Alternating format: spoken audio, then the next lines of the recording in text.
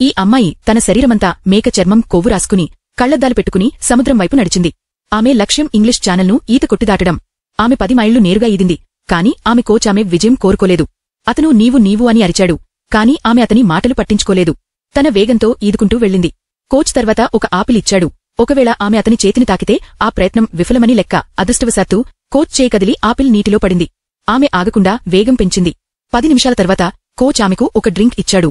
ఆమెకు నిజంగా శక్తి అవసరమైన సమయంలో ఆమె దానిని తాగింది. కాని కోచ్ దానిలో ఏదో కలిపాడు.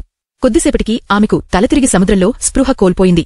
మొదటి ప్రయత్నం విఫలమైంది. 3 రోజుల తర్వాత ఆమె మళ్లీ సవాలు ప్రారంభించింది. ఈసారి ఆమె తండ్రి సోదరితో మాత్రమే వెళ్ళింది. 8 మైళ్లు ఆగకుండా ఈదింది. అప్పుడు మొదటి సమస్య వచ్చింది. జెల్లీ ఫిష్ల గుంపు ఆమె మార్గంలోకి వచ్చింది. వేరే దారి లేకపోవడంతో ఆమె అక్కడి నుండే వెళ్లాల్సి వచ్చింది. వందలాది జెల్లీ ఫిష్ ఆమె శరీరాన్ని కుట్టాయి. ఆమె శరీరం మొత్తం గాయాలైంది. 20 నిమిషాల తర్వాత ఆమె ఆ గుంపు నుండి బయటపడింది. గాయాలపై ఉప్పు నీరు మంటగా అనిపించింది. కొద్దిసేపు నీటిలోనే విశ్రాంతి తీసుకుని మళ్లీ కళ్లద్దాలు పెట్టుకుని ఈత కొట్టడం మొదలుపెట్టింది. 8 గంటల తర్వాత ఆమె ఒక రివర్స్ కరెంట్లో చిక్కుకుంది. 1 గంట ఈదినా ఆమె అక్కడే ఉండిపోయింది. ఆమె అలసిపోయింది. దీనిని చూసిన ఆమె సోదరి నీటిలోకి దూకి ఆమెతో కలిసి ఈదింది. కాని 1 గంట తర్వాత సోదరి శక్తి కోల్పోయి బోట్కి తిరిగి వెళ్ళింది. ఇప్పుడు ఆమె ఒంటరిగా ఉంది. సముద్రంపై పొగమంచు కమ్ముకుంది. సముద్రమట్టం తగ్గడంతో ఇసుక వల్ల బోట్ వెళ్లలేకపోయింది. ఆమె దారి తప్పింది. ఇప్పుడు ఒకే ఒక దారి ఉంది, ముందుకు ఈదడం. రాత్రి అయింది.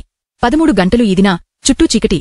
దిశ తెలియలేదు. ఆమె నిరాశకు గురైంది. అప్పుడు ఆమె దూరంగా ఒక జ్వాలను చూసింది. ఒడ్డున ప్రజలు ఆమె కోసం నిప్పు వెలిగించారు. ఆమె ఆ కాంతివైపు ఈదింది. 1 గంట తర్వాత ఆమె చేయి ఇసుకను తాకింది. ఆమె ఒడ్డుకు చేరుకుంది. ఇంగ్లీష్ ఛానల్ను దాటిన మొదటి మహిళగా నిలిచింది.